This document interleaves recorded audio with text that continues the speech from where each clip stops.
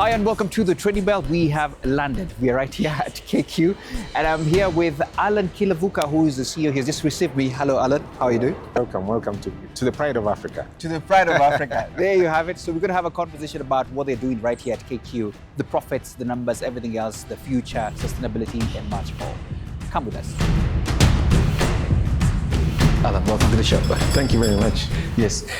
Good to have you here. It's a beautiful setup. I'm seeing a lot of beautiful things first. And of course, my viewers also wondering what's behind here. And I told them this is the Innovation Hub because that's what I was told. Just what's the thinking behind it and what are we seeing here? Yeah, first of all, confirming that this is the Innovation Hub. Yes. The KQ Innovation Hub. Yeah. I believe it's the only innovation hub for aviation in Africa. The first and only one. Yeah. And this is a physical space where we express our innovation. Yeah. And some of what you're seeing behind you and behind me are upcycled material that we recover mainly from the aircraft. So for example, disused bottles, for example, that we make vases from. Plates from the aircraft that we make plates from, and so on and so forth. Okay. Yeah, so everything here. This is like the leather from the seat. That is for the Embraer. That's from the Embraer aircraft. That's a laptop bag. Okay. For instance, in fact, even the floor here. Yeah. This carpet is from the aircraft as well. Oh. If you look up, you'll see a chandelier. Oh yeah. That what's your guess for that? Looks like wheels, man. I'm gonna make a very bad guess. Yeah, it's actually wheels. Oh. Yeah, so it's wheels. So if disused. We call them wheelchairs. Yeah. Then we converted them into a chandelier. Looks beautiful. Yeah. So 70% of what is here is upcycled. Yeah. Or recycled. Speaking about that, I was very keen on the water here. It's written quench KQ. Tell us about it because we're about to have it. Yes. So KQ, or rather KQuench. Yes. This is a bottle that we bottle this. Yeah. And the reason we do that is because the consumption of water is extremely high. Yeah. We had a bottling plant before, and the bottling plant was being used for consumption here. But then we thought we are underutilizing it, and yet we're spending so much money on bottled water that we buy. So we decided to go ahead, develop a bottling plant that we use for both our aircraft. That's happening and here people now. here, and that's happening here. Yeah. Wow. Yeah, and people, this is it's a favorite because you can hold it in your hand. I know. You can put it in your bag or in your pocket, and people really love it. So are we serving this to the crew? I mean, to the passengers and all? Yes. Yeah? This is served to. If you use a KQ plane, this is what you'll use. Okay. And very soon we'll be actually selling it to the other airlines as well. Lovely innovation. And I know my viewers can't wait for us to jump to the numbers, but because this is part of sustainability. We're talking about really doing things from here in a way that is sustainable and the likes. And I know you're very passionate about sustainability, and I just wanted to start even from that level. And I can't wait for your report. What's going on so far? Yeah, so when we think about sustainability as KQ, we look at all the facets of sustainability. Yeah. In fact, actually, our main one is economic sustainability.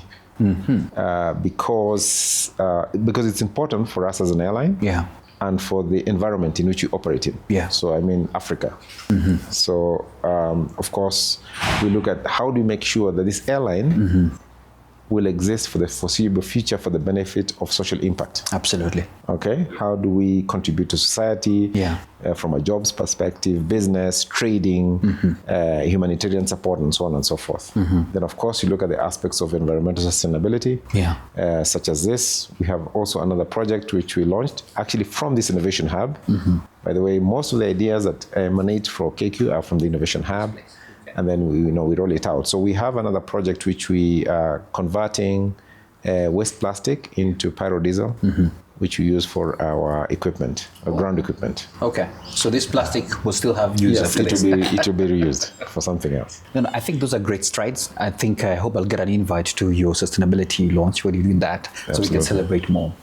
Let's get now to the numbers. And first, I must congratulate you because I know, especially during COVID time when we had an interview, I mean, we were barely really excited about the numbers that were there. And you give promises, and we're here now seated talking about profitability. That's a term we're using here. I think I want to congratulate you and give you your flowers for that. We're talking about 5.4 billion full year profit that you recorded last year. And I just wanted to put some color to it. What do you attribute to this? There's many things, both internal and external. So first off is the hard work of the KQ employees. So we rolled out a strategy called Project Kifaru, right when you said in 2020, which we have been accomplishing using milestones every year. And every year I report back to the trading bell and the market and the people, the customers, employees, the shareholders, to explain where we are in the journey towards where we are going to. And actually we've been on the ball. It's just that people are very, very impatient. When we get to, like, for example, in 2023, we were not profitable, but we were operationally profitable. And that's what we explained. But people were still looking for the big number downstairs. So it's been a journey, and the journey is around revenue maximization and cost discipline. And then cultural change, cultural transformation, focusing on the right things, one of which is customer, another is integrity, another is accountability, and then, of course, our safety record as well. So all those things all gelling together. The support we are also getting from our suppliers, the support we're getting from our customers, more importantly, from our principal shareholder, which is the government of Kenya. All those things work in harmony to produce the results that you're seeing today. Wow. Speaking about cost discipline that you have said, I wanted to ask you how you've maintained this cost discipline amid the strong top-line growth. Which cost levers are you really looking at to continue on? So we have maybe three types of costs. So one is variable costs, costs that are attributable to the activities that we do, so flying and so on. And those ones are easier to track because, for example, if I take one, which is fuel, there are two aspects of fuel. One is consumption, and the other one is price. Price is barely out of your control. It's out of your control. Which, by the way, is one of the things. Stabilization of the fuel price supported our results. The other one is consumption. So on consumption, every activity on the aircraft will contribute to either more or less consumption. And fuel is 35% of our costs. Can imagine. So that's huge. So every extra kilogram on the aircraft will cost us more. Extra. The longer the engines are running will cost us more. The way the technique of the pilots, how they fly, how they land, how they take off, all those things contribute to consumption.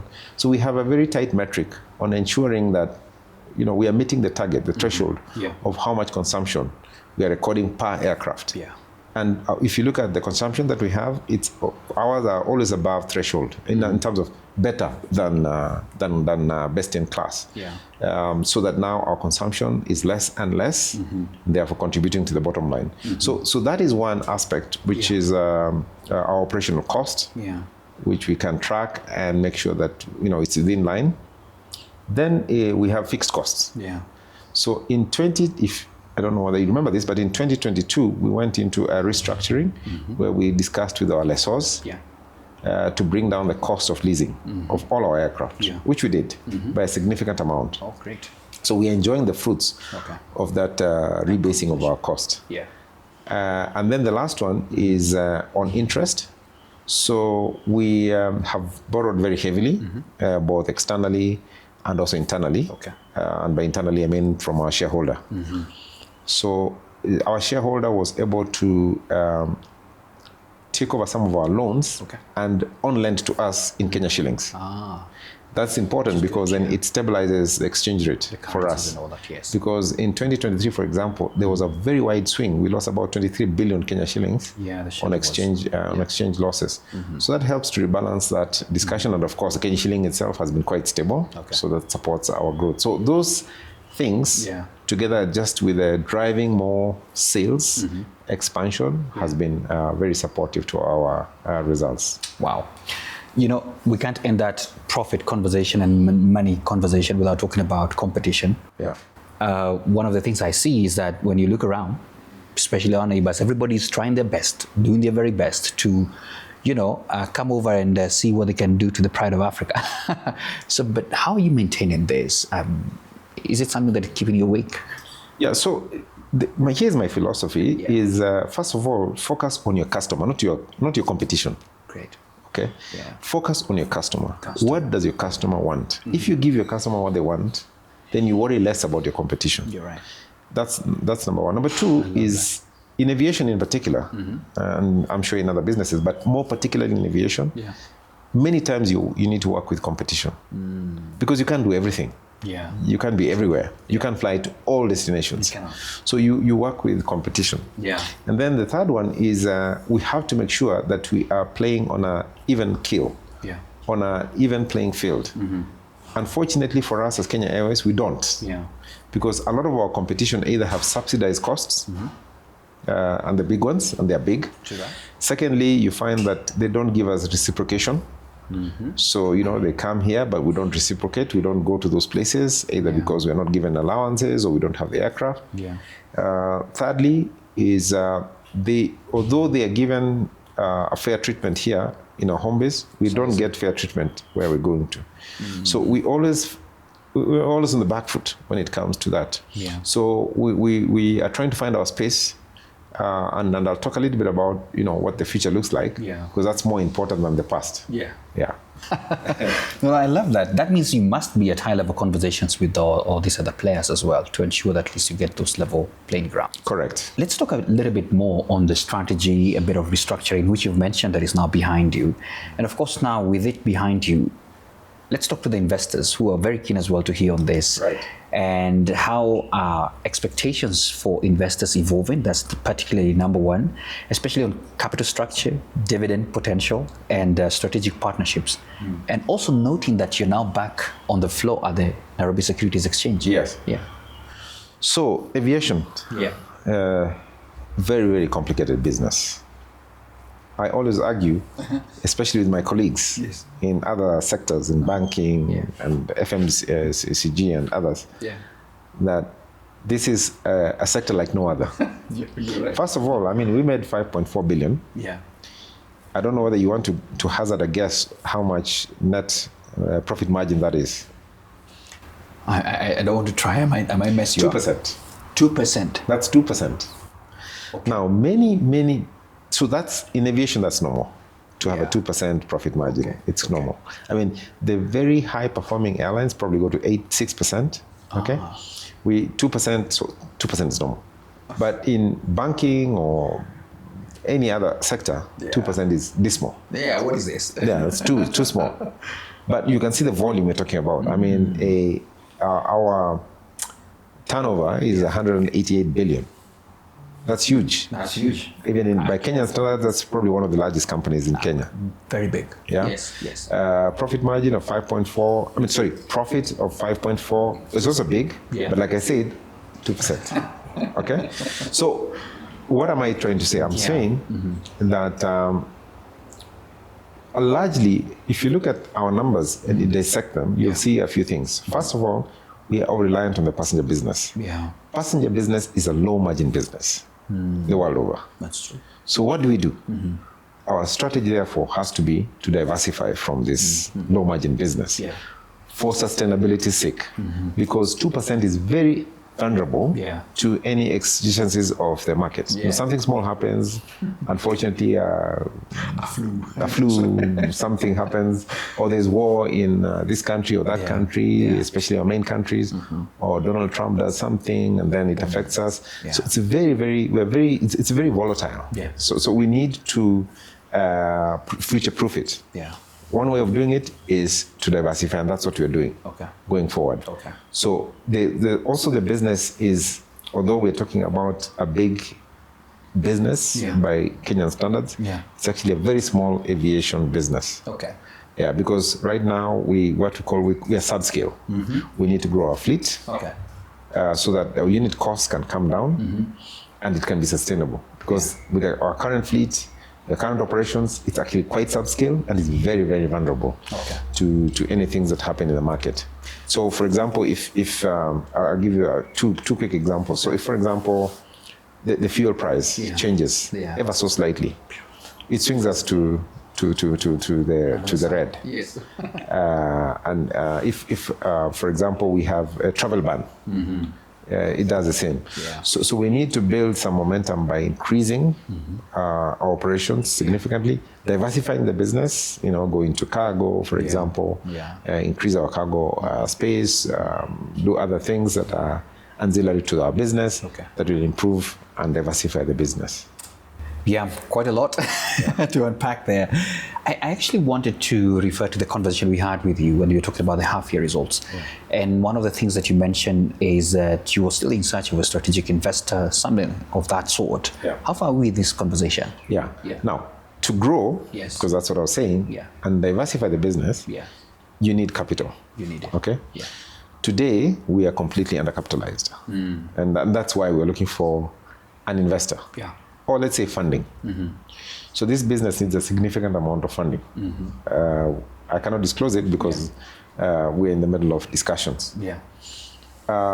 We have been having discussions with quite a number of potential investors, some of whom we didn't think were suitable, and therefore we dropped the discussions. Some of whom did not think we are suitable, and so they opted out. Okay. But there are kind of 3 or 4 who one is very hot and others are still, in between, who we are pursuing. But the bigger discussion is we were still waiting for our principal shareholder to formally give us a nod so that we can use a formal process, which is typically to go out into the market and do a roadshow and so on, which we haven't quite done. Okay. But we're just using the discussions of potentials. So we're having those discussions as we wait for the principal shareholders to give us a nod. Once they give us a nod, we'll formalize the process. We can say how much money we're actually looking for. We'll do roadshows, and you people can also be involved in those discussions. I am privy to some discussions happening still in this country, and I want to speak on behalf of the APTAC, that's the Association of Pensions in this country. And they're touting themselves as having some quite significant amount of money that anybody who's looking for an investor, probably they should talk to them. Maybe I should do that introduction. And then number 2 as well. How much money is they say they have a lot of billions. In fact, they're in the trillions. So probably it could be a good conversation to have with the president there. Absolutely. And then actually, I'll say this. There is maybe in the same line. Yeah. So you're right, because there are some pension schemes in other countries who have told us exactly the same thing. So it's something to think about. That would be nice. Yeah. We should be buying Kenya and building Kenya. Yeah. And also a rights issue program. Maybe the shareholders would be willing to pump in more as well. And I'm happy that you're having those discussions. Let's talk about Project Kifaru, because you mentioned it big time. Even when you were releasing your results, I had you mention it. This is Project Kifaru 2. How is this going on in terms of redefining success beyond profit? So Project Kifaru had two elements. The first one was optimization of the business.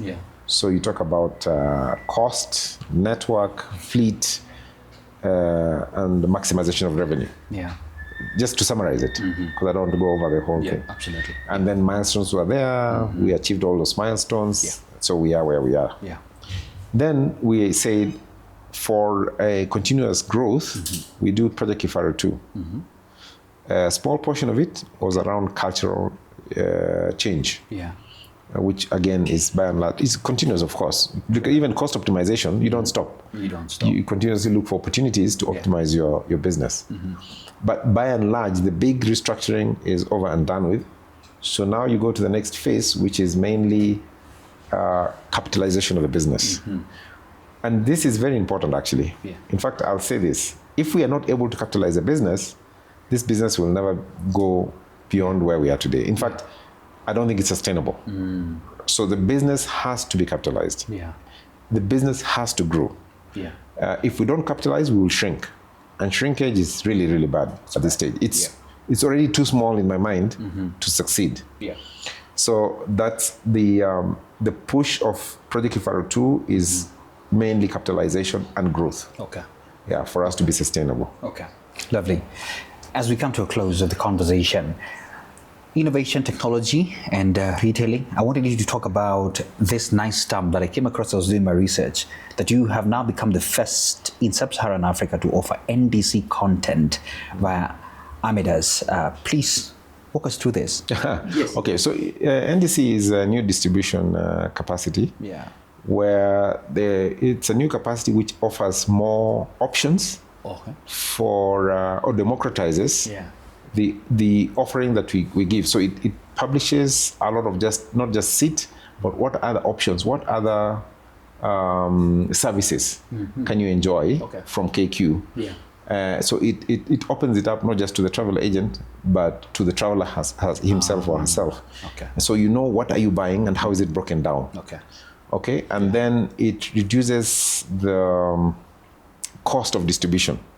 So your cost of travel actually is supposed to come down. Now, of course, it's not very popular with everybody because then some people who were able to earn commissions and so on are reduced. So it's this was introduced by IATA. It's a future of aviation. It's a future way of distributing our retail. And adaptation is slow, but we were the first in Africa, and I think the biggest so far. We believe that once it grows, again, it goes to what is important to us, reducing our cost, which we can pass on to our customers. No, I love that. We like hearing first. You're quite bullish on partnerships. Yes. I have seen partnerships with Starlink, Safari Link as well. Do you want to give some color to that? Yes. So I mentioned earlier that you can't do everything. Okay. So stick to your lane and use other people's assets to support your ambitions. And then also support them. So you complement each other. So I'll talk about just very briefly about the latest, which is Safari Link. So why Safari Link and what are we trying to do? We're trying to offer a single ticket from source, New York or London or Amsterdam to the Mara. Direct. Or to Samburu or to Nanyuki, to places where Safari Link goes and we cannot go because of the way we operate. So they are specialists when it comes to safari tours. We are specialists when it comes to commercial flying. So we are complementing each other. And because we are big Kenyan brands, we can complement each other. We can make this product very, very seamless for our customer. Remember, it's all about the customer. So that's a big partnership. And so we see a symbiotic relationship between the two. And that's why we're doing it. But I also wanted to say this, that African airlines have to work together. I was mentioning the fact that we are too small to succeed. African airlines are too small to succeed. I typically give an example of Delta Airlines, which is an American carrier, of course, 800 plus aircraft. If you put all the commercial airlines in Africa, they are not bigger than Delta. So that tells you that Delta is one of the most profitable airlines in the world because of they are scalable and because, of course, they're diversified as well. So African airlines, for them to get to that level where they have enough scale to make sense, they first therefore need to come together. We need to come together. That's what I was trying to do with South African Airlines, but it has slowed down. But I haven't given up. I think it is critical for the future of African aviation for consolidation to happen at whatever stage and at whatever rate. It has to happen so that we have enough scale. And with the more scale we have, the more places you can fly. The more places you can fly, the bigger we become. The bigger you become, we have more scale. And so it is cyclical. So we continue to replicate ourselves and become bigger and bigger and more viable. But at the stage that we are, with the aircraft that we have, with the size that we are, it is not sustainable. Speaking about scaling, I noticed the latest that you added a fleet. There was a new Boeing 737-800. Yes, and you also named it as well. I think I saw one of your staff members excited with flowers on the pictures and the likes. You want to speak about that a little bit on what you're aiming at strategically? So today we have 34 aircraft, passenger. We have 4 for freighters, for cargo. So each of those two, they have to grow by at least 50%. In the next, so for example, for passenger business, we wanted to grow to 50 plus aircraft in the next 5 years. For cargo, we need to add 2 big freighters to support their growth. And that is all to make it scalable, okay? And because we can see opportunities in Africa and growth. Now, in this particular case, we had this one aircraft that came in. We were actually expecting 6 of them. Unfortunately, the other 5, we lost them to other bidders, to other airlines. So we will continue to look for so it's a whole aircraft. bidding process. Especially now. Now it's a lessor's market. There's a shortage of aircraft, significant shortage of aircraft. So there's a mad rush for additional aircraft. So this one we brought it in, and Caroline, who is a person who was named, and Donga, Caroline Donga won an acclaim of from a safety champion point of view. So from the whole 4,500, we thought she was our safety champion for this period. And so we thought to honor her and to demonstrate how important we believe safety is, we named this aircraft for her for 100 days. Okay. And then we will see who else deserves this honor. No, I love that. But I thought that was unique. You know, I mean, I think you asked on your pages people to guess, and it was interesting to see the guesses that people are trying to share there. But I mean, that's quite innovative in a way. So finally, looking ahead, in your strategy, what are you looking ahead to? I think I mentioned it in passing, which is first of all to continue making sure that our people and our assets are productive. So sweating the assets, making sure that they are producing the best that they can, because they're limited.